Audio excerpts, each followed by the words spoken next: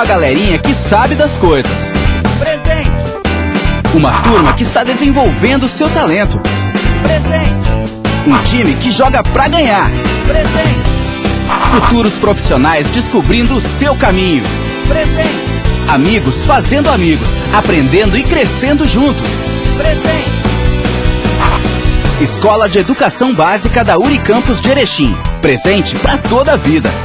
Centro de Línguas Positivo, o melhor jeito de aprender inglês. Com uma metodologia inovadora, a mais alta tecnologia multimídia e a melhor equipe de professores. É assim que os alunos aprendem inglês no Centro de Línguas Positivo. Venha nos conhecer ou ligue 35209000. Centro de Línguas Positivo, Unicampus de Erechim. O seu passaporte para o mundo. Centro de Línguas Positivo, o melhor jeito de aprender inglês. Garanta o seu lugar entre os primeiros da fila, fazendo pós-graduação na Unicampus de Erechim. Língua inglesa, língua espanhola, educação infantil, fisioterapia aquática, gerontologia, supervisão escolar, orientação educacional. Pós-graduação Unicampus de Erechim. Formação humana e profissional.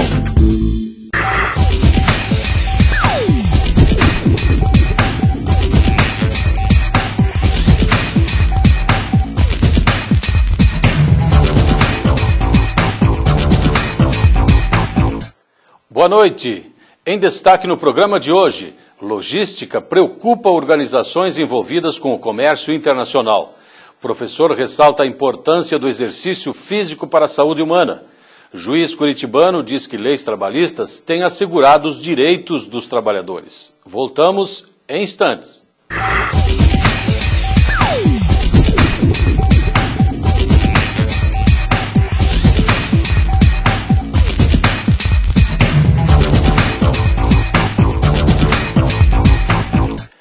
A Unicampus de Erechim, através dos cursos de Administração, Comércio Exterior e Comércio Internacional, promoveu na semana que passou a Jornada de Gestão do Alto Uruguai Gaúcho.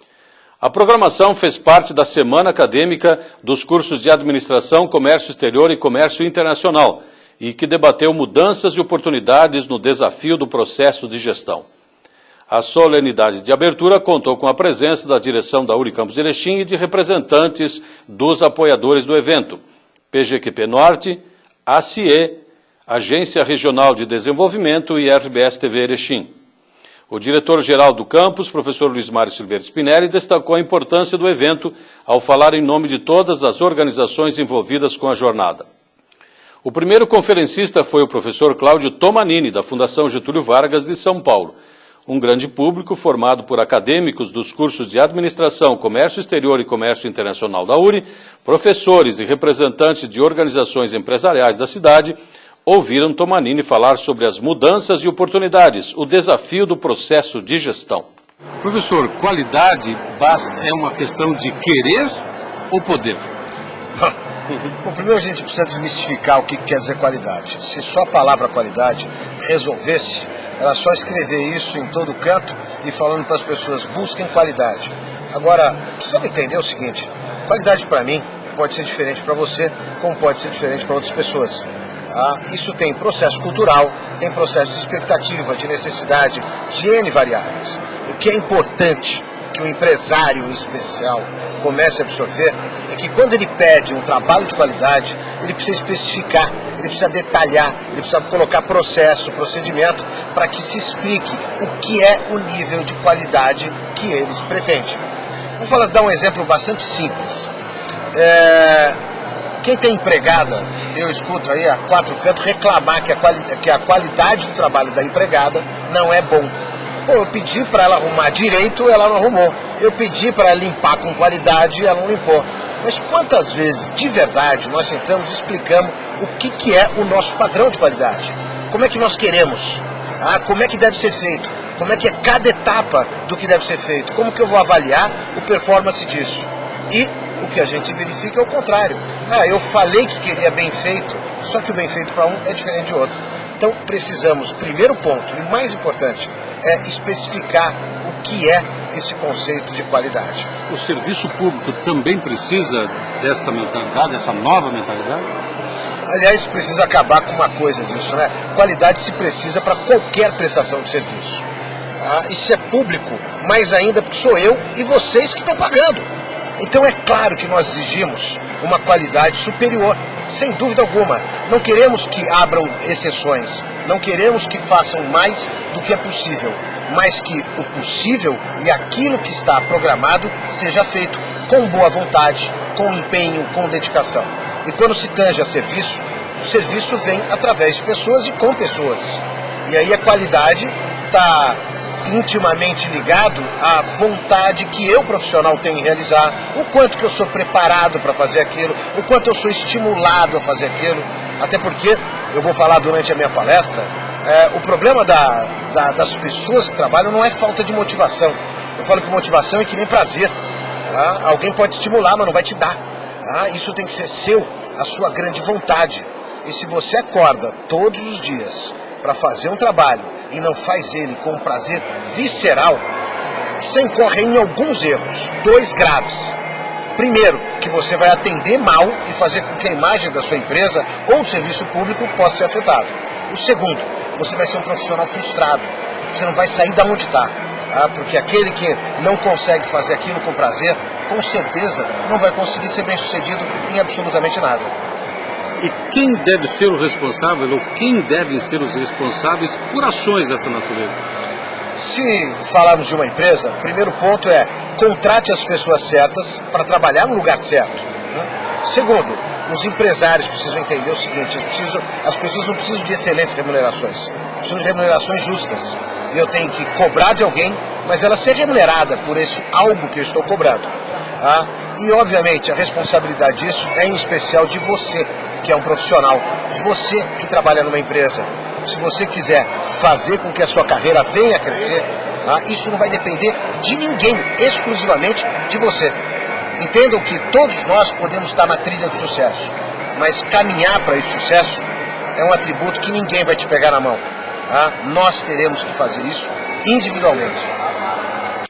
No próximo programa iremos mostrar outras entrevistas realizadas durante a jornada de gestão do Alto Uruguai Gaúcho. O professor e juiz do trabalho Zeno Sim, de Curitiba, diz que as relações trabalhistas passam por uma transformação no Brasil e tem assegurado os direitos dos trabalhadores contra exageros cometidos por certas empresas.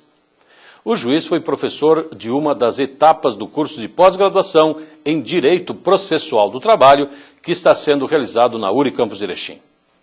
As relações hoje estão de uma maneira um pouco diferente do que eram até algum tempo atrás, porque mais recentemente o empregado se descobriu não só como trabalhador, mas como pessoa humana e como cidadão.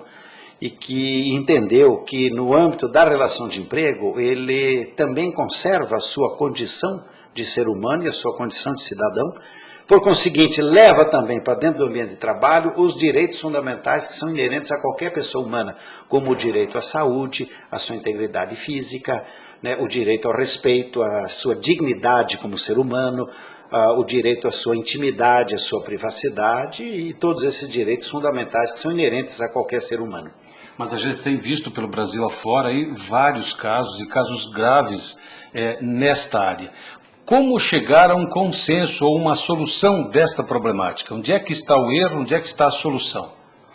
O erro muitas vezes está em alguns exageros que algumas empresas cometem, Há empresas que submetem seus empregados a algumas humilhações, especialmente empregados na área de vendas, onde há uma forte cobrança de metas e de produção e a empresa estimula uma competitividade entre os empregados para que eles produzam mais e vendam mais. E aquele que fica no final do ranking, numa posição baixa no ranking, ele é alvo de humilhações por parte da empresa, que faz isso conscientemente. Há empresas que já sofreram ações de indenização por dano moral com relação a isso, e apesar de terem pago essas indenizações, continuam persistindo nessa prática. Há poucos dias até se comentou, puxa, essa prática deve render muito dinheiro para a empresa, porque ela, apesar de todas as condenações que vem sofrendo, ainda persiste nessa prática de, por meio de humilhações e de pressão sobre os empregados, ainda, apesar de pagar as indenizações, eu continuo utilizando esse método para forçar o aumento de metas e a venda de seus produtos. A depressão do trabalhador é o sinal mais evidente do que tem havido em certas organizações brasileiras, afirmou o professor. Às vezes a pressão é tão grande que chega a levar o empregado à situação de desespero, de depressão e até de suicídio. Já há vários registros de empregados que se suicidaram por não suportar mais a pressão por parte da empresa. Mas não só nesta área também. O que se tem observado ultimamente é que o empregado despertou para essa situação de que ele é objeto de revistas íntimas quando deixa o local de trabalho, e não se nega ao empregador o direito de fiscalizar o empregado, de preservar o seu patrimônio para ver se não está sendo furtado, mas algumas vezes isso é feito de forma vexatória e humilhante. São vários os casos de empregadas mulheres que devem se despir na saída do trabalho, às vezes ficar totalmente nuas ou às vezes só com trajes muito íntimos, para ver se não está furtando algum produto. E esta fiscalização, esse controle, não se nega que deva ser feito, que possa ser feito, mas ele muitas vezes pode ser feito por outras maneiras, por outros métodos, e não de uma maneira humilhante, né? De revistar bolsa, de revistar roupa íntima. Mas isso é resultado da ação da empresa em si, ou as leis ainda são bastante brandas? Não, é filosofia da empresa, porque o direito existe, tanto que nessas ações todas elas são fundadas no direito. Então a lei já assegura o respeito à dignidade do ser humano, assegura o direito à intimidade, à privacidade, ao sigilo de correspondência, e aí entra a questão de empregadores que vasculham a caixa postal do correio eletrônico do empregado. Então há várias situações em que há agressões a esses direitos de personalidade. O professor explica por que os custos logísticos diminuem a competitividade das exportações brasileiras. Pesquisador da URGS fala da contribuição da biomecânica na área da educação física. Veja a seguir depois do intervalo.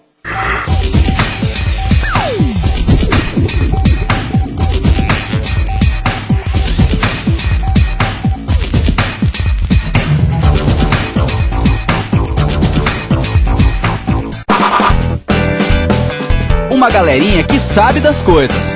Presente. Uma turma que está desenvolvendo seu talento. Presente. Um time que joga pra ganhar. Presente. Futuros profissionais descobrindo o seu caminho. Presente. Amigos fazendo amigos, aprendendo e crescendo juntos. Presente.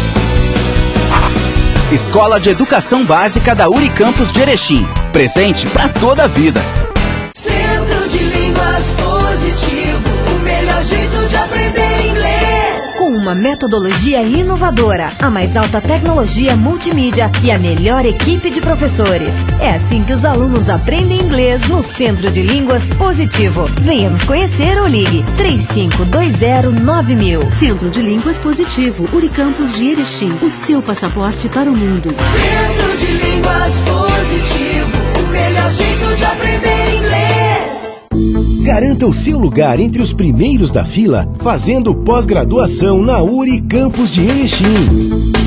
Língua inglesa, língua espanhola, educação infantil, fisioterapia aquática, gerontologia, supervisão escolar, orientação educacional. Pós-graduação Unicampus de Erechim. Formação humana e profissional.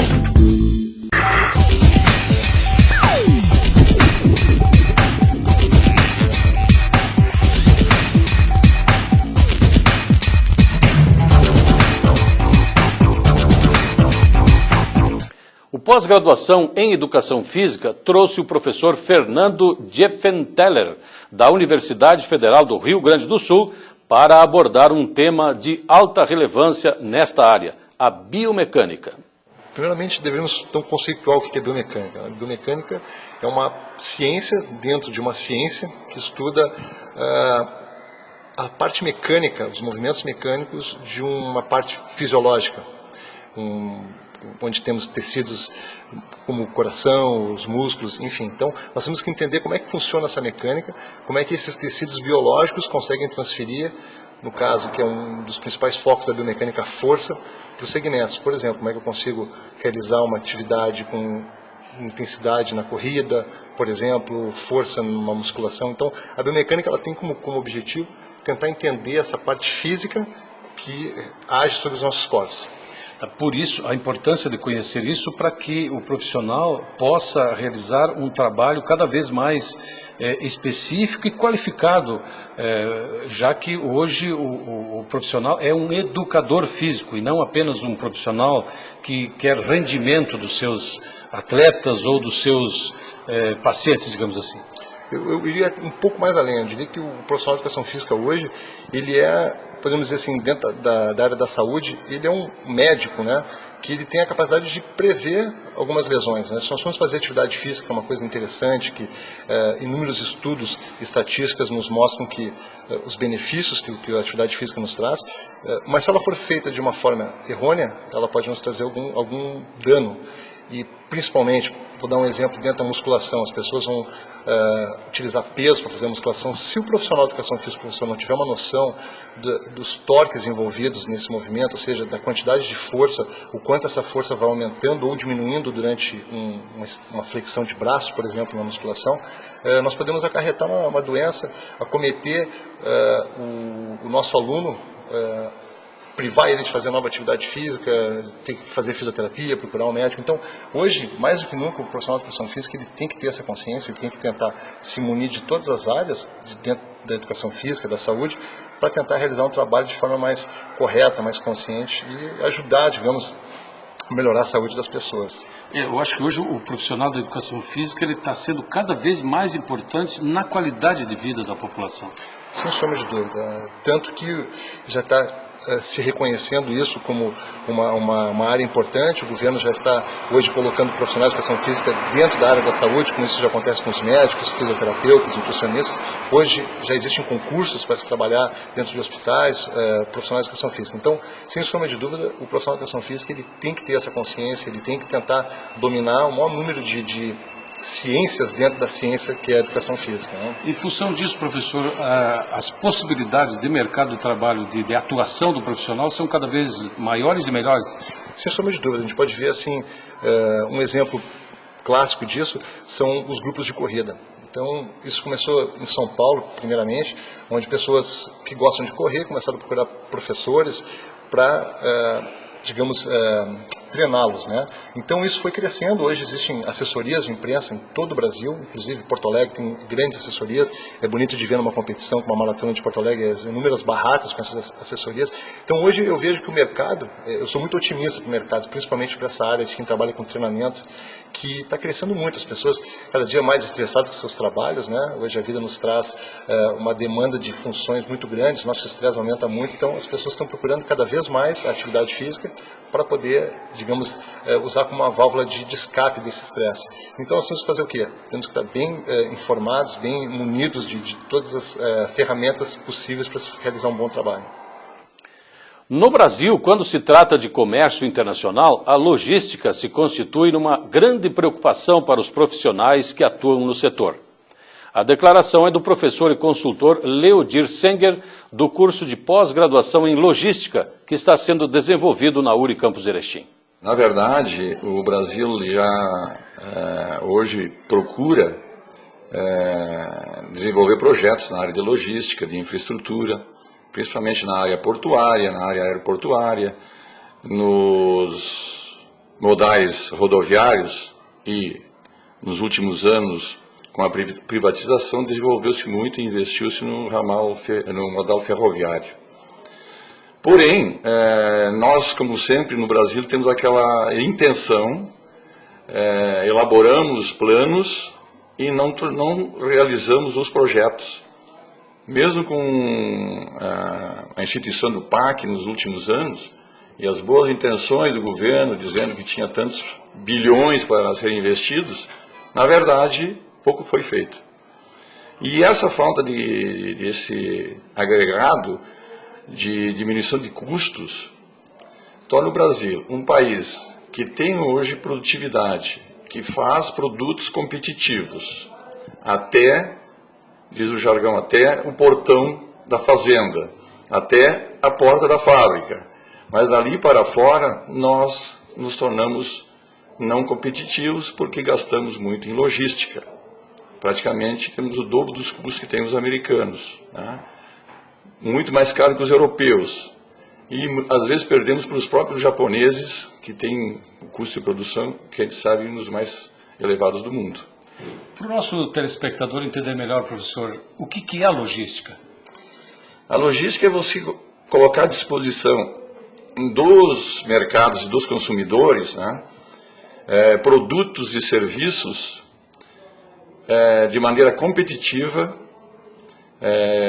no momento oportuno, na quantidade desejada e para realizar os consumos e as necessidades dos consumidores. Aonde está a maior vantagem? Por onde que é melhor exportar hoje para o Brasil? Via portos, aeroportos, estradas? O que falta realmente ser melhorado? Ainda é um modal marítimo, né? Via navios, ainda é o modal que tem mais condições de realizar as exportações. A não ser aqui no Cone Sul, no Mercosul, onde nós usamos ferrovias e muito modal rodoviário.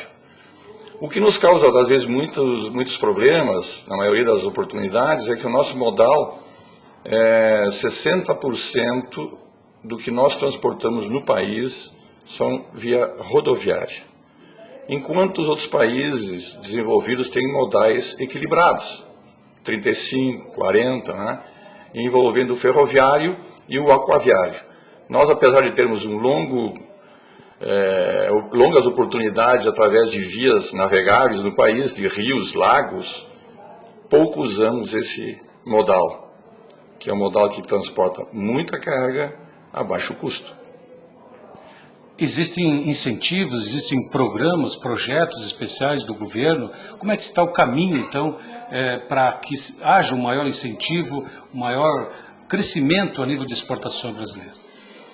Realmente o governo, pelo menos nos últimos 3 anos, elaborou planos de logística nacional, colocou à disposição como valores bilhões de reais disponíveis para investimentos, mas na verdade o que faltam são projetos realizáveis, né, que venham a poder elevar a nossa competitividade na logística. E na minha opinião, uma das coisas que nos leva a ter muita dificuldade é que nós não temos grandes empresas nacionais envolvidas, realmente nacionais, envolvidas com logística. Estamos começando isso nos últimos 10, 15 anos, enquanto nós vamos verificar que os outros têm 50, 70 anos já de tradição. Então nós temos que criar essa consciência, criar profissionais competentes, gestores de logística que façam com que isso se realize. Nós temos uma situação que temos muito estoque de segurança. Por quê? Esse estoque de segurança vem em função da insegurança da logística. Será que eu vou receber o produto conforme eu programei? Se a indústria não recebe, ela vai ter problemas internos de realização da sua produção. Então ela se arvora demais estoque de segurança e isso tem um custo muito grande para a economia do país. Com o objetivo de suprir as carências de profissionais na área da educação infantil, a Unicampus de Erechim está promovendo o curso de pós-graduação específica em educação infantil. A especialização é destinada a professores que atuam nas redes pública e privada, bem como profissionais de escolas de educação infantil ou que atuem em projetos sociais, tendo como foco a infância. Em função do atraso no início das atividades letivas do segundo semestre, provocado pela gripe A, as inscrições foram prorrogadas até o dia 9 de setembro. Interessados devem encaminhar documentação à Secretaria de Pós-Graduação.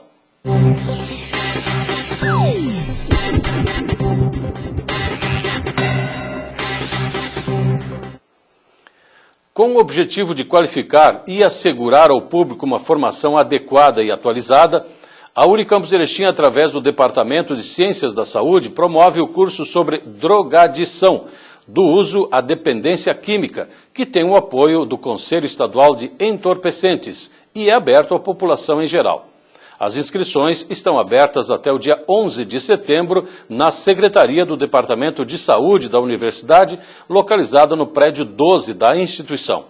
O curso, com 40 horas aula, será desenvolvido entre os dias 14 de setembro a 18 de novembro.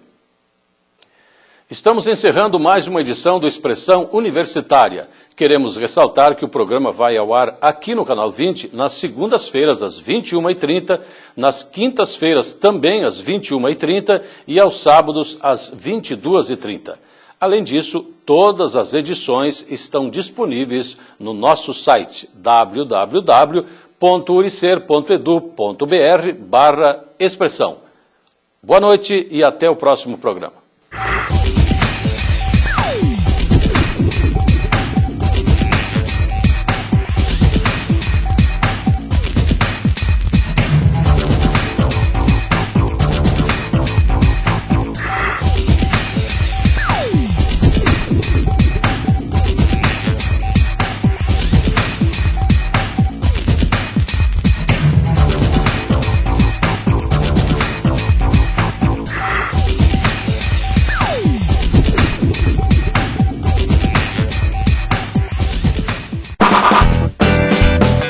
Uma galerinha que sabe das coisas. Presente. Uma turma que está desenvolvendo seu talento. Presente. Um time que joga pra ganhar. Presente. Futuros profissionais descobrindo o seu caminho. Presente. Amigos fazendo amigos, aprendendo e crescendo juntos. Presente. Escola de Educação Básica da Unicampus de Erechim. Presente pra toda a vida. Centro de Línguas Positivo, o melhor jeito de aprender inglês. Com uma metodologia inovadora, a mais alta tecnologia multimídia e a melhor equipe de professores. É assim que os alunos aprendem inglês no Centro de Línguas Positivo. Venha nos conhecer ou ligue 35209000. Centro de Línguas Positivo, Unicampus de Erechim, o seu passaporte para o mundo. Centro de Línguas Positivo, o melhor jeito de aprender inglês. Garanta o seu lugar entre os primeiros da fila, fazendo pós-graduação na Unicampus de Erechim. Língua inglesa, língua espanhola, educação infantil, fisioterapia aquática, gerontologia, supervisão escolar, orientação educacional. Pós-graduação Unicampus de Erechim.